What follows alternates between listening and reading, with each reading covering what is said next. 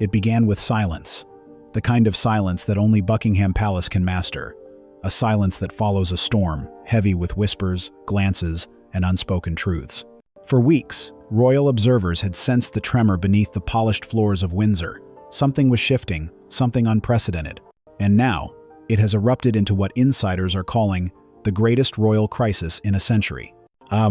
Prince Harry and Prince Andrew, two men once at the heart of the monarchy, have been quietly, but decisively, erased from the active royal roster. Their names removed from ceremonial lists, their patronages reassigned or frozen, and their public appearances increasingly unwelcome. The House of Windsor, already stretched thin by illness, scandal, and public fatigue, finds itself confronting a haunting reality. There are fewer working royals than ever before, and the vacuum left behind is growing impossible to ignore. The title Duke and Duchess of Sussex, once a symbol of modern hope, now sits empty, its resonance fading like a portrait forgotten in the attic. Behind palace doors, the question echoes, who will step into the void? Then, from within the shadows of quiet service, one name began to surface, not through scandal, not through ambition, but through steadfast grace. Sophie, Duchess of Edinburgh. Her rise has been gradual, deliberate, almost invisible until now.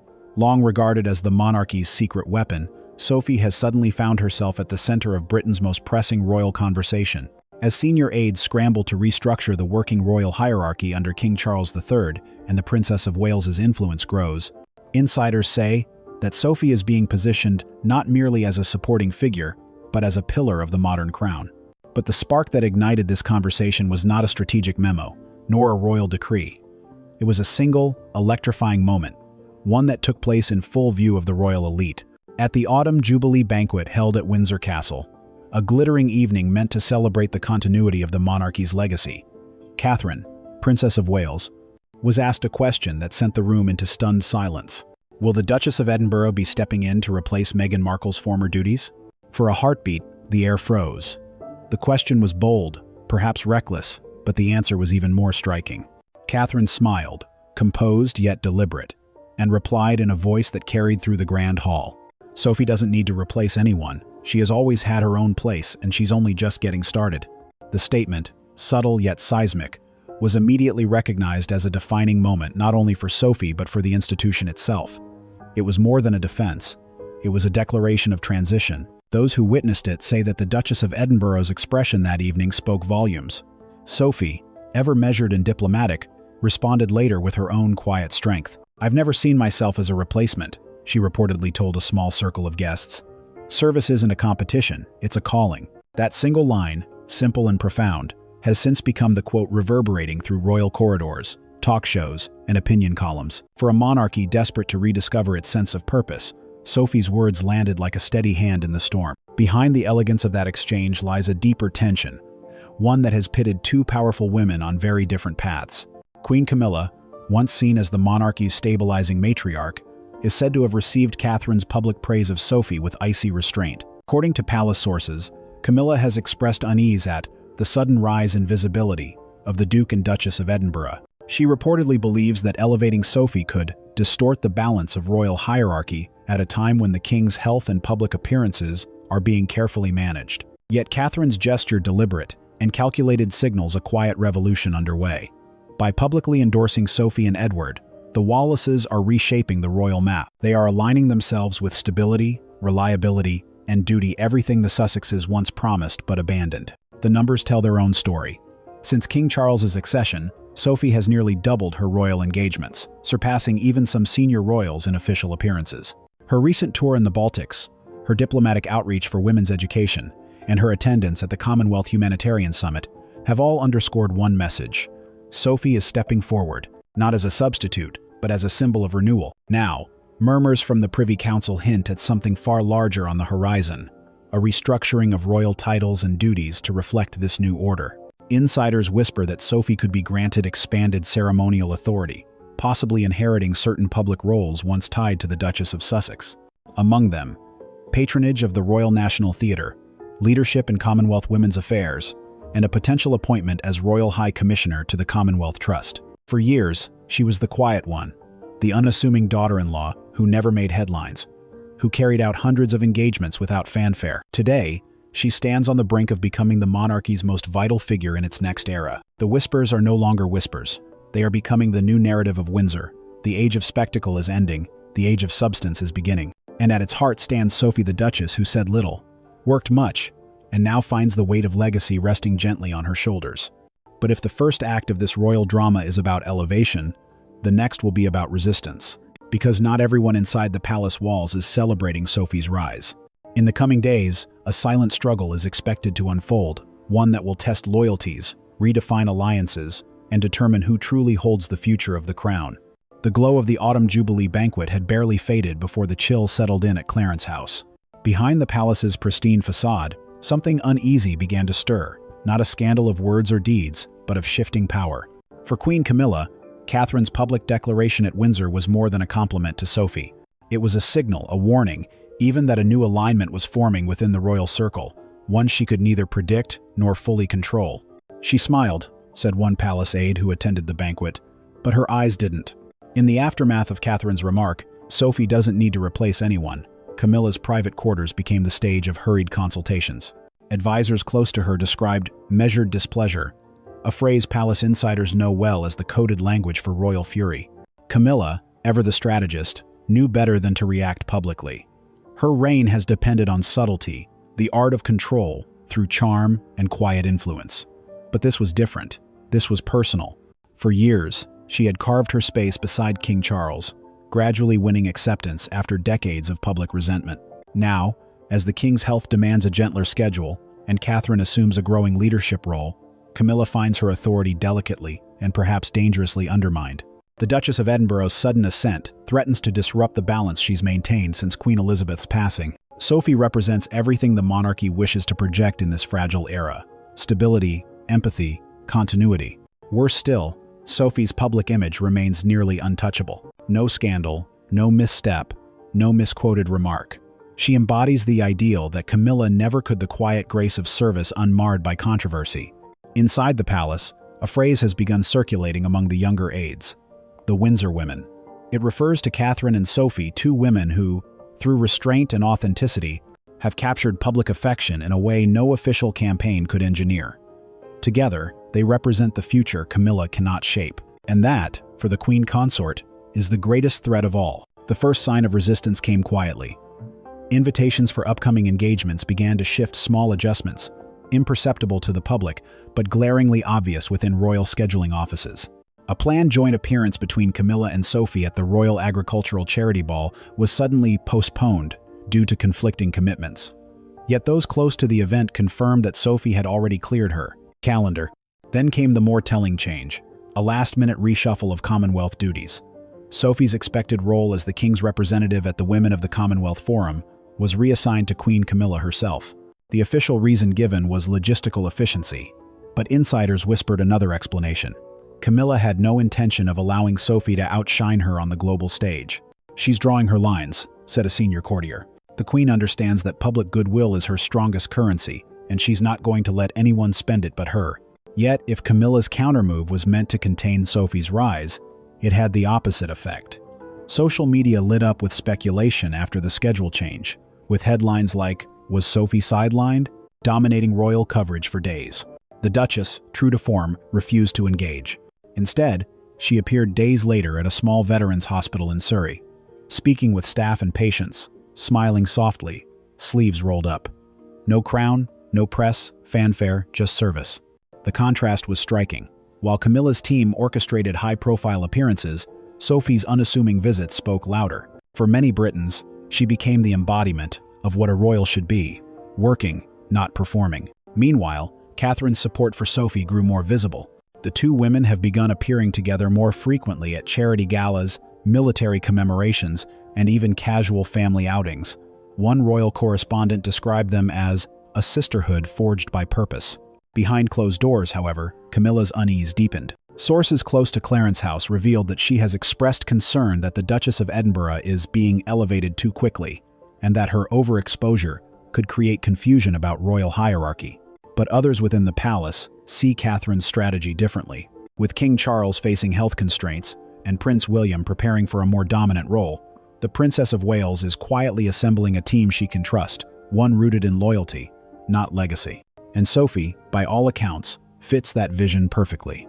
"She's the person you call when you need something done right and done quietly," said a senior aide. "She's not chasing headlines. She's keeping the machine running." Oh, behind the palace walls, however, a new kind of Cold War is emerging. A battle not for thrones, but for influence. Camila still controls many of the king's senior courtiers, most of whom have served her household for decades. But Catherine now commands the loyalty of a new generation aides and advisors who see the future not in the old guard, but in a streamlined, modern monarchy. At stake is not merely the distribution of royal duties, but the very identity of the institution itself. Will it remain a traditional court, dominated by ceremony and hierarchy, or evolve into something more transparent, driven by duty and compassion? As for Sophie, she continues her work as though untouched by the storm brewing around her. But make no mistake, she knows exactly what's happening. Those who've worked with her describe her as steel wrapped in silk. She has weathered scandal before, she's faced the tabloids' cruelty, and she's learned the power of patience. Now, with Catherine's backing and the king's growing trust, Sophie is no longer the quiet duchess in the corner. She is becoming the heartbeat of the modern royal system, the bridge between generations, the proof that loyalty still matters in a world obsessed with fame. Yet one question looms large. How far will Camila go to protect her influence, and how much change can the palace endure before the silent tension becomes open confrontation? Windsor Castle has never been louder, yet never so quiet. Behind the gilded doors, the sound of reform and resistance echoes through corridors once ruled by certainty. The royal family, long defined by unity under duty, is now quietly split into two invisible camps. On one side stands Catherine and Sophie, the new face of a monarchy rooted in compassion, dignity, and steady service.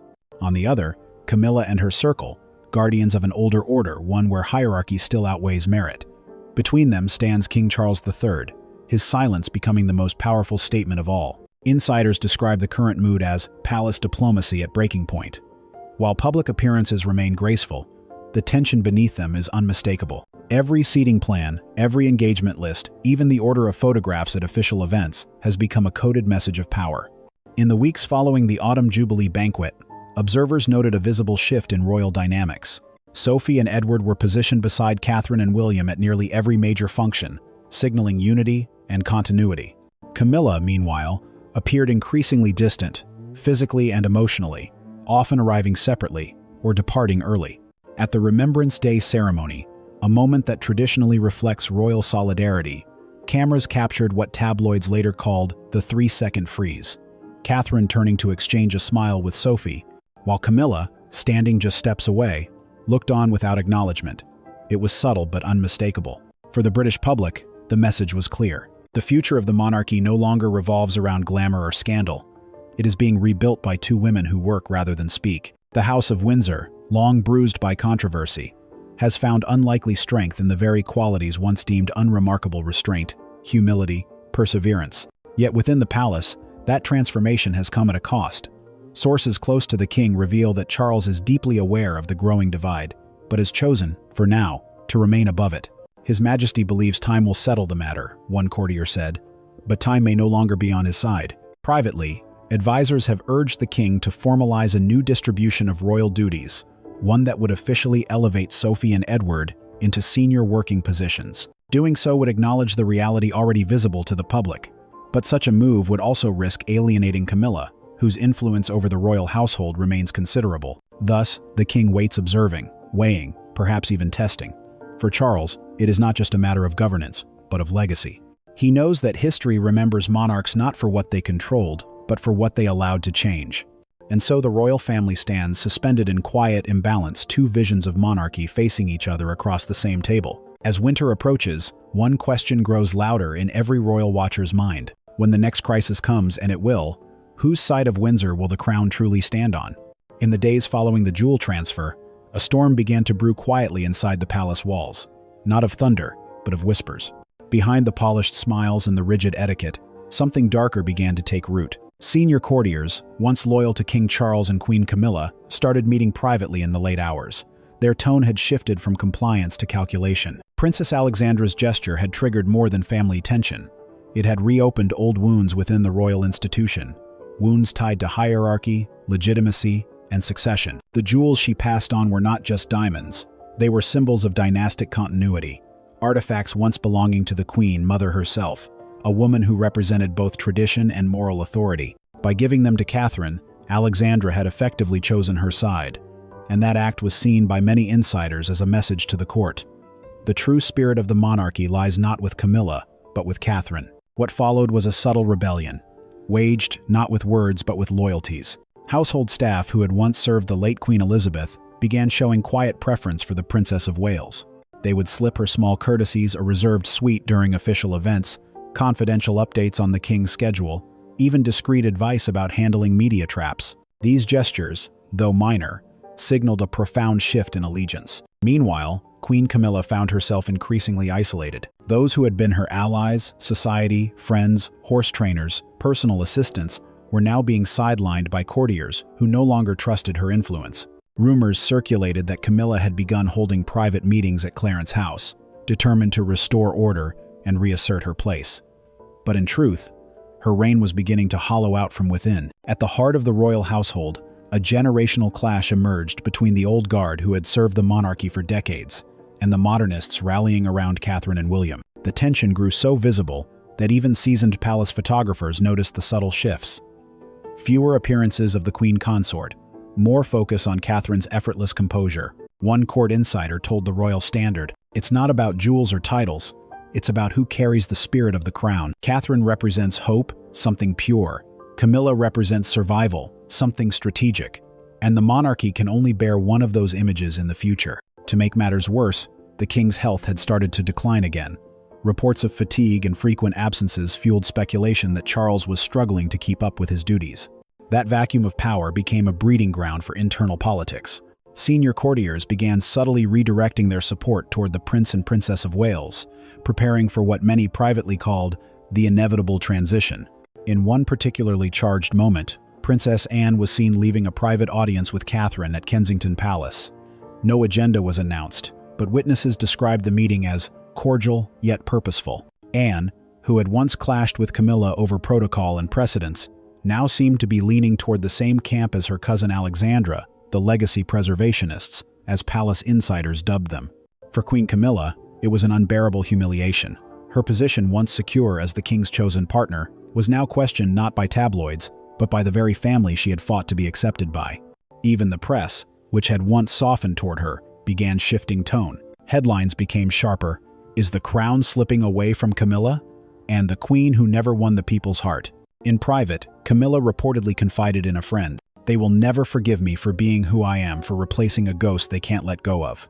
That ghost, of course, was Diana, and by extension, the moral image Catherine now carried effortlessly.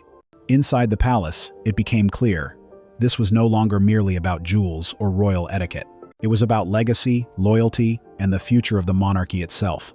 The dragon of tradition had awakened, and it was turning against its own queen. As one long-serving aide put it chillingly, "Every crown carries a curse. Camilla's is isolation."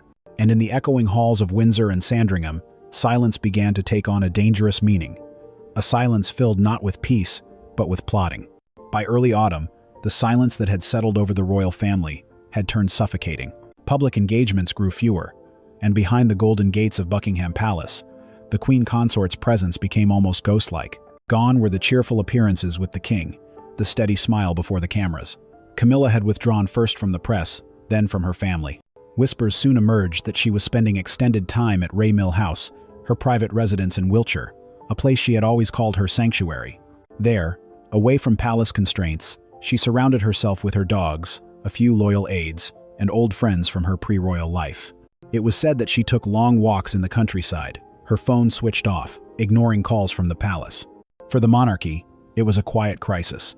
The king, already strained by health issues, now faced the absence of the woman who had been his emotional anchor for decades. In private, Charles was said to be deeply distressed by the distance growing between them. "She was his fortress," one palace aide said. "Without her, he looks diminished." The courtiers tried to maintain an air of normalcy, but it was impossible to hide the cracks.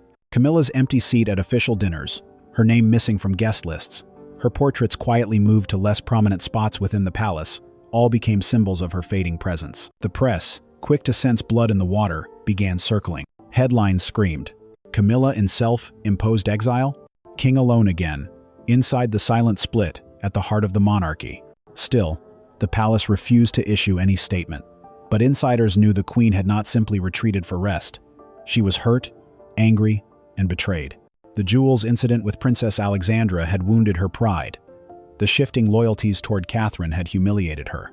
And now, whispers that Princess Anne and Alexandra were quietly advising the king about the next phase of the monarchy only deepened her isolation. In her solitude, Camila reportedly began to question her role and even her marriage. Sources close to her confided that she spoke of stepping back permanently, of returning to private life, before history turns me into another villain. Those words, if true, sent shockwaves through the inner circle. Meanwhile, Catherine's light only grew brighter. With Charles's health uncertain and Camilla's absence becoming public knowledge, the Princess of Wales was increasingly seen as the de facto female figurehead of the monarchy. Her composure, her quiet confidence, and her empathetic touch made her the embodiment of stability at a time of turmoil. During a charity event at Windsor, Catherine was photographed wearing a sapphire brooch once belonging to the Queen Mother. One of the jewels reportedly passed to her by Princess Alexandra. The image spread across social media within hours. To many, it was a symbolic moment. The spirit of the late Queen Mother had returned to the royal stage, not through Camilla, but through Catherine. Behind closed doors, the king was said to be torn. He loved his wife, but he also understood the institution's demands. Advisors reportedly warned him that the monarchy's survival depends on public unity, and that Camilla's withdrawal may need to become official. The phrase sent shivers through the palace corridors. For Camilla, the greatest pain was not losing the public's affection, she had never truly had it, but losing Charles's unspoken support. His visits to Ray Mill became less frequent. Duty consumed him. Loneliness consumed her. One aide described their final private meeting before her retreat as two weary monarchs who had run out of words. Even the king's sons noticed the change. Prince William remained tactful, offering support without intrusion. Prince Harry, from afar, was reportedly informed by friends of his father's declining strength and his stepmother's withdrawal, though no official contact was made. As the weeks went on, Buckingham Palace became a house divided. On one side, a king struggling against time and illness. On the other, a queen retreating from the weight of her crown. Between them stood the next generation, William and Catherine, steady, patient, and quietly preparing for what everyone now knew was coming. In late October, a senior courtier was overheard saying, "It is not scandal that ends monarchies. It's silence. And we have never heard this much silence before." Camilla's absence had become more than a personal matter, it had turned into a constitutional question. Could a queen who refused to appear still be a queen? Could a king whose strength waned still command respect? The monarchy had survived wars, divorces, and deaths, but never this, the slow unraveling of its heart, one silence at a time. And as autumn leaves fell over Windsor, the cameras turned once again, this time not toward the king or his absent queen, but toward a woman standing with quiet grace, wearing a sapphire brooch that shimmered beneath the soft October Sunday. Princess Catherine, the unspoken heir to the Queen Mother's legacy, had just stepped into history's light. As winter approached, a quiet transformation began to ripple through the House of Windsor. The storm that had shaken the palace from Camilla's retreat to the king's frail health and the exile of Harry and Andrew seemed to leave behind not ruins, but a new order. Out of the chaos, a new face of royal duty was emerging, and at its center was Sophie, Duchess of Edinburgh. At first, her rise seemed subtle, almost accidental. She began appearing at events others could no longer attend: hospital openings, veteran ceremonies, youth charity galas. Yet every appearance carried a sense of purpose. Cameras began to linger on her a little longer. Her speeches grew firmer, her demeanor more assured. What once was seen as gentle loyalty now carried an aura of quiet leadership. The people noticed. Polls showed a surprising surge in public affection for Sophie, higher than she had ever received in her 2 decades as a working royal. Commentators dubbed her the People's Duchess, a title once reserved for Princess Diana. But unlike Diana's emotional volatility, Sophie's appeal lay in her balance, her ability to bridge warmth with restraint, compassion with discipline. Behind the scenes, palace officials began discussing something previously unthinkable: expanding Sophie's formal duties to include key ceremonial roles traditionally reserved for senior royals.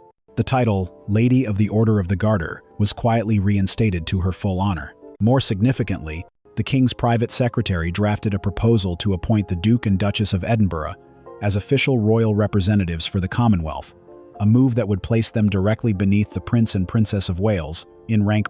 and visibility. When Catherine learned of the plan, she reportedly gave her full blessing. "Sophie has earned every inch of her place," she was quoted as saying.